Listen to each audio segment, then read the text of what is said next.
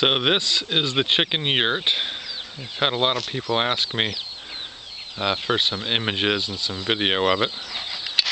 I finally had a day where the wind wasn't blowing 20 miles an hour and disturbing the microphone to come out and capture this. So right now there's a tarp on top, mainly for rain.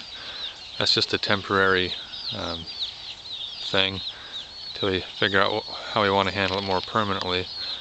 But if we go to the side here, you can probably see the structure of the yurt a little better.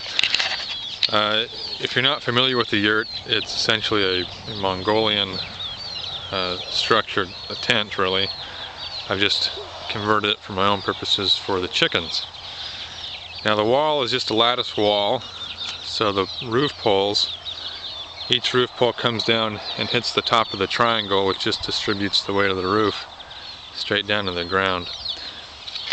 One of the key elements to this type of structure, I'm getting closer here, you can see the horizontal line going between these roof poles right in here is a steel cable, and that cable keeps the roof in compression. There's a top ring, you can see it up top, kind of like an arch. That is the centerpiece that pushes down on the roof poles. The roof poles are attached to the steel cable, and the steel cable is under tension and keeps the poles in compression. That way they just don't spread the yurt out and have it fall over. The wall itself is just about 6 feet tall, and then at the ceiling, the center of the roof, it's 8.5 feet, I believe. It's not attached to the ground. What we have around the base is just corrugated tin roofing, and that's really in place to keep the raccoons from digging into the chicken coop.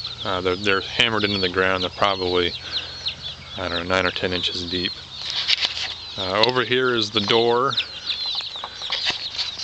To install the door, we just cut a hole or a section out of the lattice wall, put a frame in, and then put the door in.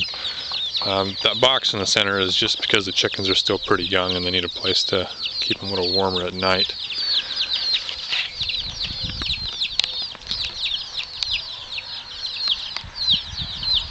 It's a pretty sound structure. We've had, like I said, winds ranging from 15 to 30 miles an hour the past couple weeks, and haven't had any issues with tippage. The tarp's the only thing that's just been flapping in the wind because it's an old tarp. It's been well worn in the weather. Normally, in a yurt you'd live in, you'd have some type of fabric skin to keep out the weather. Because these are chickens, chicken wire is good enough. Let me back up here and you can get a full shot of it. Now we have a couple of different types of wire. The lower wire, you can tell it's a little finer. Essentially keeps out big snakes and anything that might crawl through to get small birds anyway. I'm not too worried about the big birds, but ours aren't that big yet.